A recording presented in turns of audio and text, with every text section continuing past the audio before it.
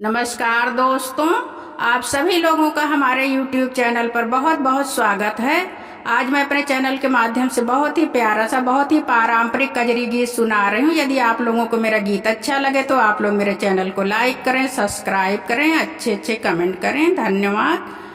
डोली चढ़ी चलली बेटी गमन मारी में झिम बरसई सावन माना। डोली चढ़ी चलली बेटी गमन मारी में झिम बरसई सावन माना। रिम झिम बरसई सावन वाना हो, रिम झिम बरसई सावन वाना। रिम झिम बरसई सावन वाना हो, रिम झिम बरसई सावन वाना। डोली चढ़ी चलली बेटी गमन मारी में झिम बरसई सावन वाना। डोली चढ़ी चलली बेटी गमन मारी में झिम बरसई सावन वाना। लालई डोलिया के लाल ओ हरवा लगी गए चारी कहरवाना हो, लगी गए चारी कहरवाना। लालई डोलिया के लाल वो हरवा लगी गए चारी कहरवाना हो, लगी गए चारी कहरवाना। लालई डोलिया के लाल ओ हरवारी में झिम बरसई सावन वाना। लालई डोलिया के लाल ओ हरवारी में झिम बरसई सावन वाना। डोली चढ़ी चलली बेटी गवन मारी में झिम बरसई सावन वाना। डोली चढ़ी चलली बेटी गवन मारी में झिम बरसई सावन वाना। बाबा के रोए से भी गई सिर कई पगड़ी, मैया के रोए चुनरियाना हो, मैया के रोए चुनरियाना।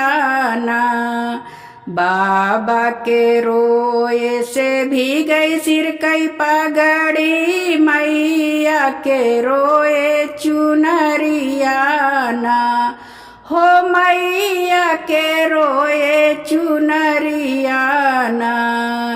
बाबा के रोए से भी गई सिर कई पगड़ी, रिम झिम बरसई सावन वाना।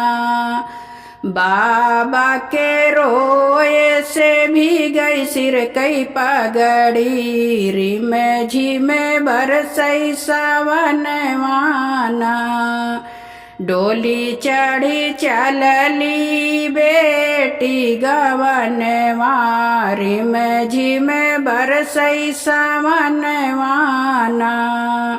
डोली चढ़ी चलली बेटी गवन मारी में झिम बरसई सावन वाना।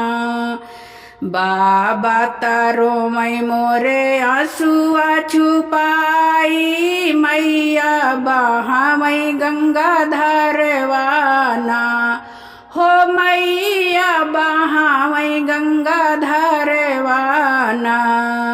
बाबा तारो मई मोरे आंसुआ छुपाई, मैया बहा मई गंगा धारवाना हो, मैया बहा मई गंगा धारवाना।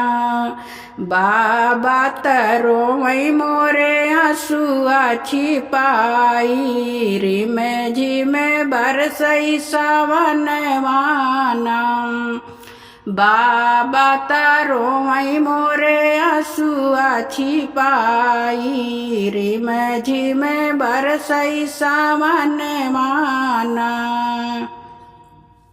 डोली चढ़ी चलली बेटी गवन वारी में झिम बरसई सवन वाना डोली चढ़ी चलली बेटी गवन वारी में झिम बरसई सवन वाना भैया जी रोमई डोलिया पकड़ी के आजू बहनी भैली सपनवाना हो आजू बहनी भैली सपनवाना भैया जी रोमई डोलिया पकड़ी के आजू बहनी भैली सपनवाना हो आजू बहनी भैली सपनवाना भैया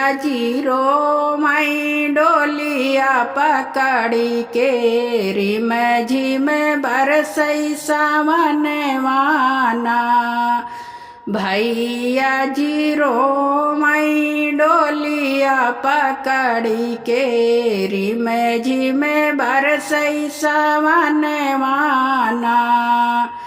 डोली चढ़ी चलली बेटी गवन वारी में झिम बरसई सावनवाना डोली चढ़ी चलली बेटी गवन वारी में झिम बरसई सावनवाना भाभी खुश होई के नाचई आंगनवा चली गई घर का कलशवाना हो चली गई घर का कलशवाना भाभी खुश होई के नाचई आंगनवा चली गई घर का कलशवाना हो चली गई घर का कलशवाना भाभी खुश होई के नाचई आंगनवा रिम झिम बरसई सावनवाना भाभी खुश होई के नाचई आंगनवा रिम झिम बरसई सावनवाना डोली चढ़ी चलली बेटी गवन वारी में झिम बरसई सावनवाना डोली चढ़ी चलली बेटी गवन वारी में झिम बरसई सावनवाना।